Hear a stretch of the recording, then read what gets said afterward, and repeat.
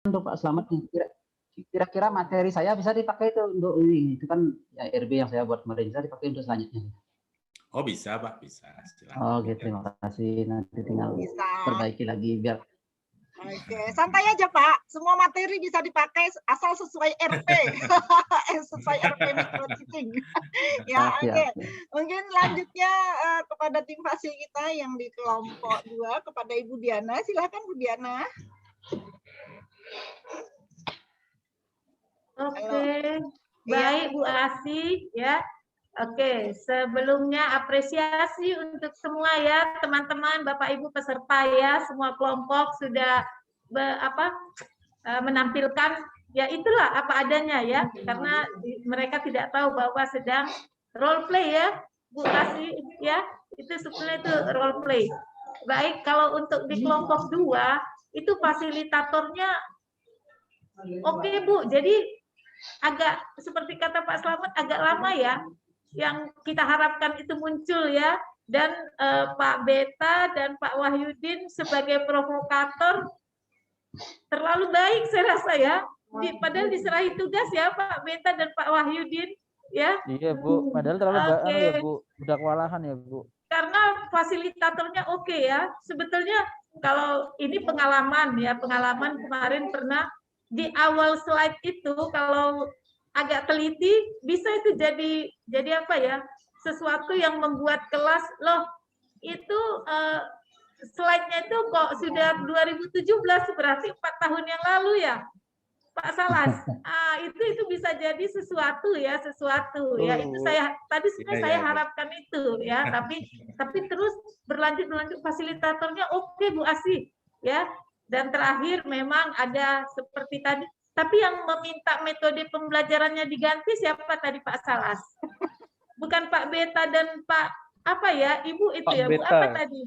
Pak Beta Bu yang minta Pak Beta minta metode pembelajarannya diganti. Wah, itu memang itu kalau kita jadi fasilitator itu sesuatu banget ya, Pak Salas ya.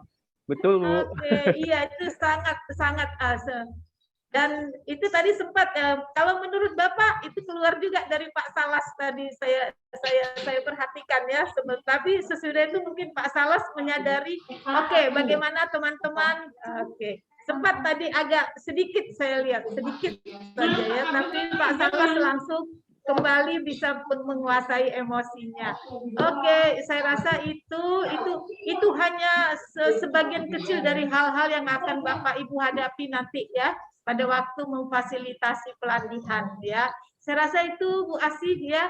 Yang penting kita sebagai fasilitator kalau penguasaan materi kita baik dan nanti penguasaan kelas juga itu akan semakin lama-lama bisa apa itu istilahnya Bu Asih? Makin terasa ya, makin sering kita melaksanakan sesuatu makin terasa. Oke, itu aja yang mau saya sampaikan.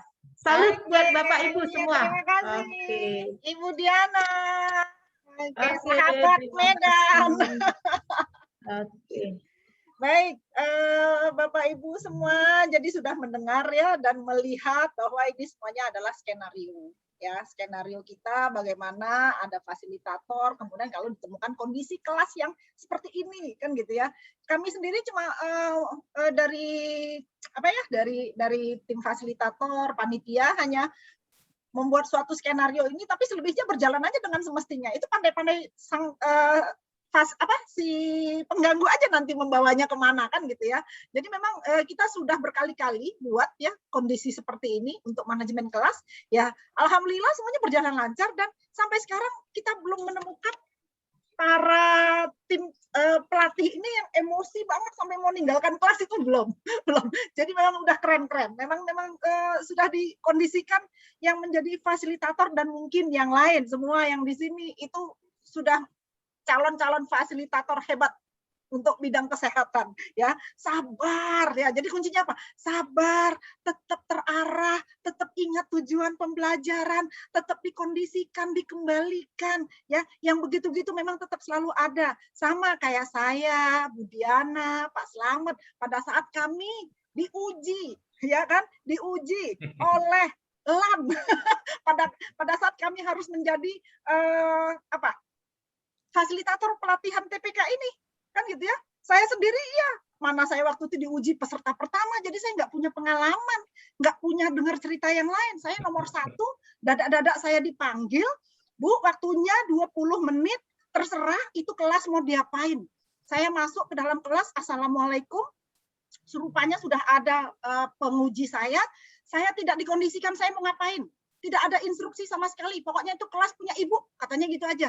Saya bawa flash disk, terus biasanya kalau kita di dalam kelas kan ada yang mengkondisikan ya, ada yang membantu kita panitia untuk memasangnya, untuk ininya. Ternyata tidak sama sekali. Jadi saya masang sendiri, hidupkan sendiri, semua sendiri. Terus saya gini, aduh ini kalau misalnya nggak masuk, ini gimana? Waktu akan jalan terus kan begitu. Oke, ternyata bisa jalan, ya kan? Pada saat saya mulai presentasi, wah kelas sudah mulai rame, ya kan? Ada yang bertelepon, ada yang mulai keluar masuk, buka pintu, buka tutup pintu, terus ada yang nggak mau dengerin saya, balik badan ke saya gini, ini maksudnya apa ini, kenapa kelas kacau begini kan gitu. Ini saya juga nggak tahu. Jadi apa yang kami rasakan, apa yang kami lakukan, itulah yang terjadi sama Bapak Ibu. Dan ini karena daring. Waktu itu Pak Slamet, Bu Diana itu kelas, ya, itu kelas, dan saya panik di situ, tapi tetap saya kondisikan, Bapak Ibu kita sudah melakukan building learning komitmen, ayo komit, ya kan, apa komitmen kita di awal, saya tahu ini materi saya, ini adalah materi hari kedua, materi inti, nah kondisinya seperti itu, ayo dong Bapak Ibu, kan komitmennya tidak boleh pegang handphone, tidak boleh ini, ya begitulah, membujuk peserta, terus sekali lagi mengingatkan, tujuan pembelajaran. Jadi setelah itu saya lanjut lagi kan, nah mulai lagi ya seperti itu terus. Kalau nggak salah ada 9 orang, 9-9-nya mulai. Saya waktu itu sempat panik. Ya itulah yang saya rasakan, ya. Dan itu saya peserta pertama. Pada saat saya keluar, saya udah cerita kepada teman-teman. Nah, yang teman-teman sudah mulai siap kan, bakalan digituin juga. Tapi saya kena, ya alhamdulillah lulus. Karena untuk lulus menjadi pelatih TPK ini pun luar biasa. Karena walaupun Widya Iswara senior ada juga nggak lulus kan gitu ya. Dan kita bisa lulus. Bu Diana, Pak Slamet, saya, Pak Yan, ya alhamdulillah lah. Walaupun diuji seperti Bapak Ibu di sini seperti tadi ya. Yang jelas saya ngelihat kelompok 1 dari Pak Slamet, dari Bu Diana. Bapak Ibu semua yang di sini sudah siap untuk menjadi seorang fasilitas. Termasuk dilecehkan ya Bu Asih ya? Apa Pak? Termasuk dilecehkan, dibully sepertinya ya? Iya.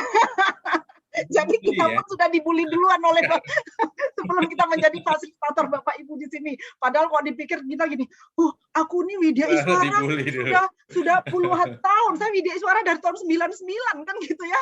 Tahunya kok saya dibuat seperti ini kan gitu ya. Jam terbang saya sudah panjang sebenarnya, tapi ya tetap tenang, sabar ya kan. Memang ini kondisinya saya harus hadapi ya. Tapi saya nggak pernah terpikir itu kalau itu adalah skenario-nya mereka gitu ya. Dan sama seperti Pak Nyoman, Bu Fauzia, ya kan, Pak Salas, ya, memang kondisinya seperti itu. Manajemen kelas itu memang kita harus bisa menguasai dan kita bisa menghadapi orang-orang dewasa yang ada di depan kita. Kita harus apa? Apa yang mau kita lakukan? Sabar, tetap dengan tujuan awal. Apa tujuan awal kita? RP. Yang ada di RP. Ya, jadi RP-nya tetap dipegang, ada yang nyeleneh, kembalikan lagi. Tapi dengan sopan, dengan baik, ya, dan dengan ketulusan hati menerima keadaan yang ada, ya begitu ya Bapak Ibu ya. Baik, yang jelas kalau tadi kelompok 3 itu juga keren karena saya di situ walaupun banyak main-main tapi tetap dapat, ya konteksnya dapat. Semua pada main-main, troublemaker-nya ngajak main-main, yang lain ikut main-main, kan gitu ya. Sehingga membuat sang fasilitatornya pun sebenarnya aduh saya yakin Bu Fauzia ini kok gini tapi dia tetap lurus aja senyum aja ya kan sebenarnya orang yang telepon mau cari tambahan untuk anak mertua tadi kan gitu sebenarnya tapi oke, luar biasa keren lah pokoknya ya buat kelompok 3 esensinya dapat, ketenangan sang fasilitator itu yang harus kita cari dan ingat tujuan kita apa ya Bapak Ibu ya. Nah di awal kembali lagi seperti yang disampaikan oleh Pak Slamet, buat kelas seinformal mungkin sehingga si fasilitator kita ini sang fasilitator adalah menjadi sahabatnya mereka, kembali lagi sahabat ya Bapak Ibu ya, sehingga dapat dan kita bawa mereka di dalam kelas itu bukan seperti kita menggurui, tapi kita ajak mereka ngobrol terfokus ya dengan apa yang kita sampaikan. Jadi kalau saya bilang tuh ngobrol terfokus ya dengan apa yang kita sampaikan, dan panduan kita, pegangan kita adalah RP, rencana pembelajaran ya Bapak Ibu ya. Oke, baik, waktunya masih ada yang mau kita diskusikan? Karena saya lihat sudah ada yang mulai izin untuk sholat Jumat.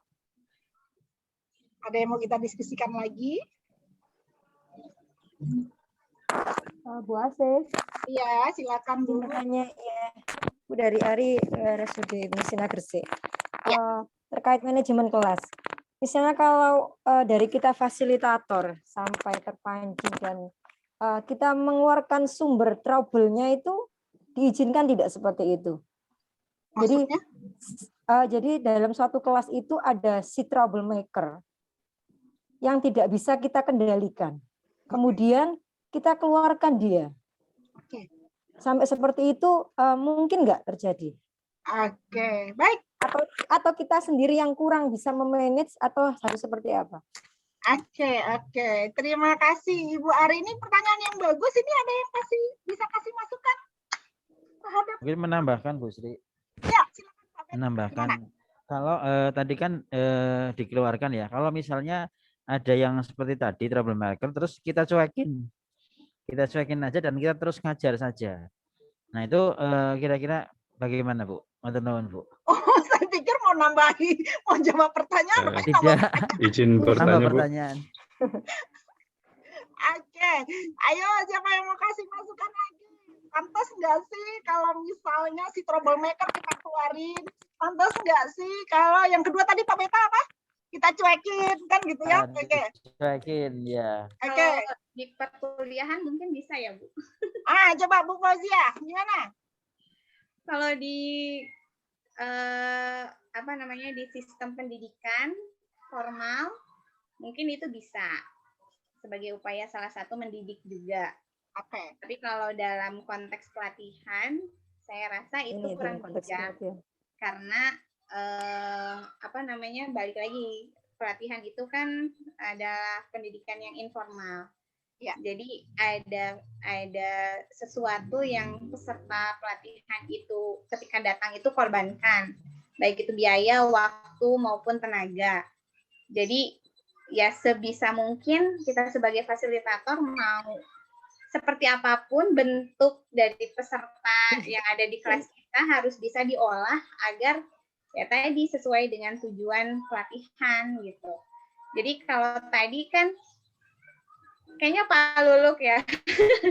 Pak Luluk kan yang paling vokal ya. Istilahnya ya mungkin itu memang tugasnya beliau gitu ya. Tapi alhamdulillah satu frekuensi sepertinya di kelompok 3 tuh, jadi kan semuanya ikut gitu ya.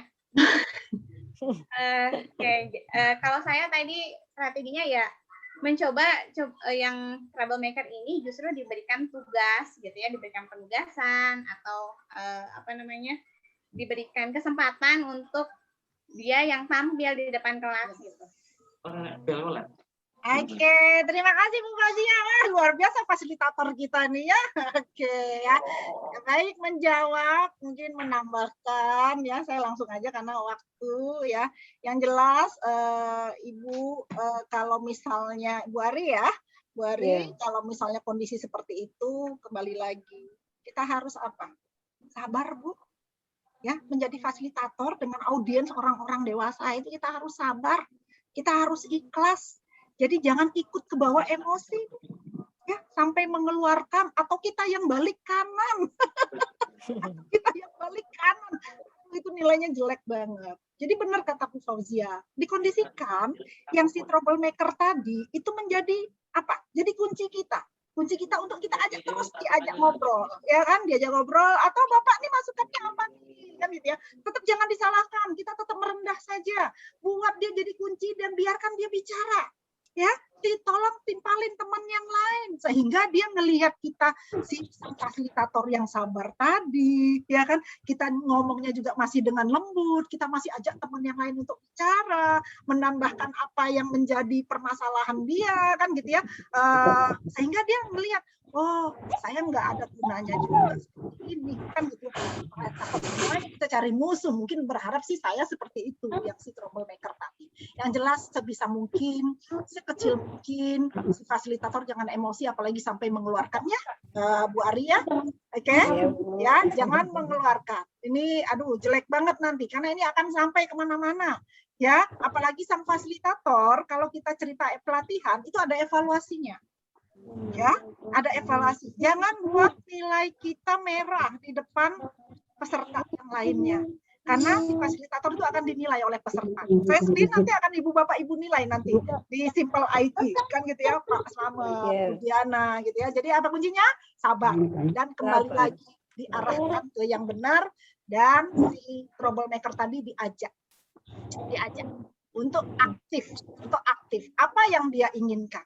Ya, sebisa mungkin kita bisa menengahi konflik terjadi antara fasilitator dengan peserta ya. Mungkin menjawab juga dengan yang Pak Beta ya. Kalau tadi masalahnya kecil Pak, mungkin kita bisa cuekin seperti permasalahan konflik. Kalau tadi masalahnya sepele, kecil, kita mungkin bisa lupakan. Kita bisa timpali dengan hal-hal yang lain sehingga itu teredam.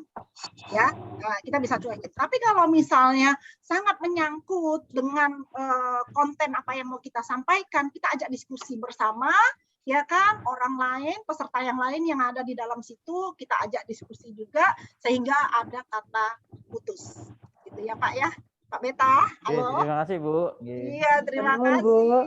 Iya, oke. Ada lagi, satu lagi. Kalau nggak ada. Izin Bu, Oke, izin Bu, saya lagi. bertanya. Ya, satu lagi ya. Silakan. Bu Nani Bu. Iya, silakan. Izin bertanya. Iya. Iya Bu.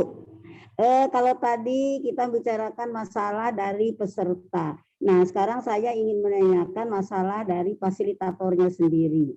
Seandainya kita mempunyai tim fasilitator yang membuat peserta itu selalu nangis.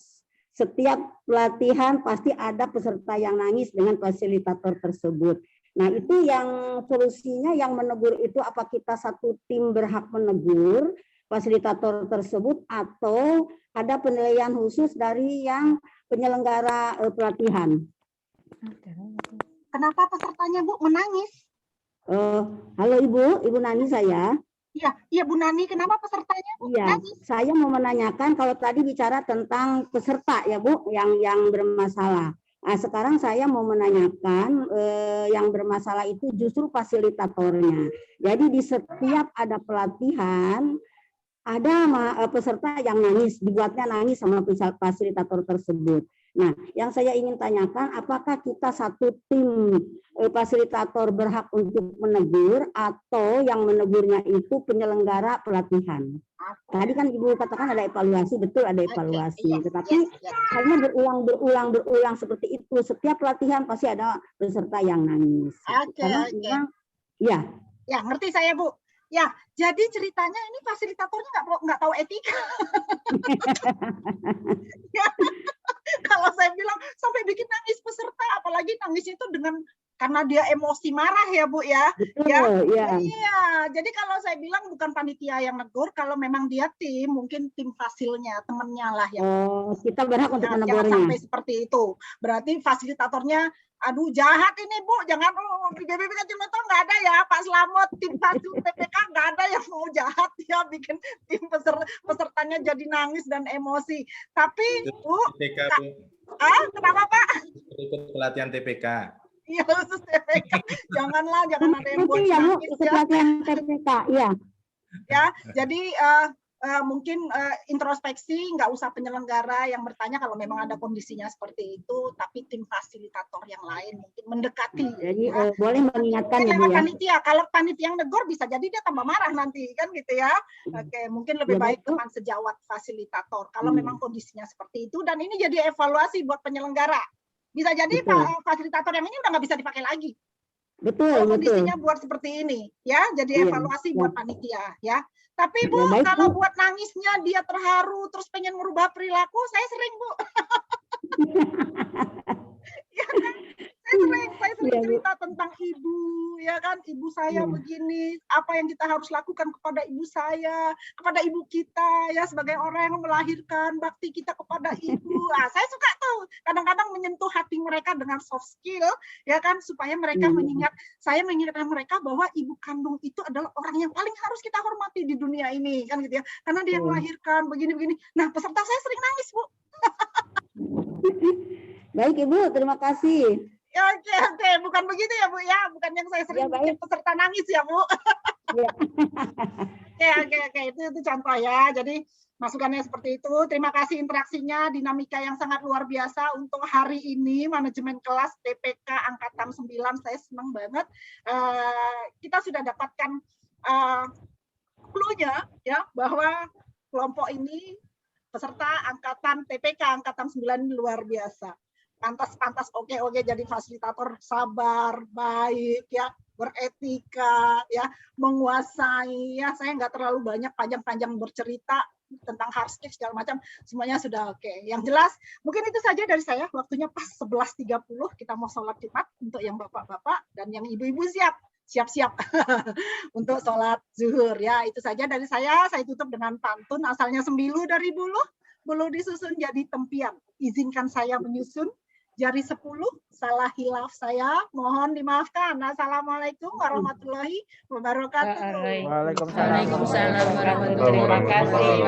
Terima kasih Bu Waalaikumsalam Asih. warahmatullahi wabarakatuh. Terima kasih Bu Asih, luar biasa. Pak Terima Selamat, Bu Diana. Pak Selamat, Bu Diana. Diana, terima kasih. Terima kasih. Salam Ya, sehat terima ibu-ibu, kasih. bapak-bapak. Salam sehat. Salam sehat. Ya, Terima kasih. Saya kembalikan Pak sama Selamat. Pak Dayat. Pak Halo Hidayat. Pak Dayat, iya Pak Dayat udah berangkat Jumatan.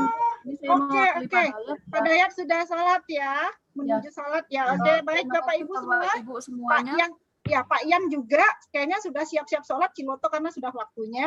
Ya, mungkin itu saja dari saya semuanya. Kita ketemu lagi di link yang sama. Saya nggak tahu nanti instruksinya mungkin dari grup ya. Dari grup WA ya, kita masuk materi yang selanjutnya itu anti Izin korupsi. live, Bu. Oke, terima kasih semuanya. Jumpa lagi. Izin Sampai Lim. jumpa lagi.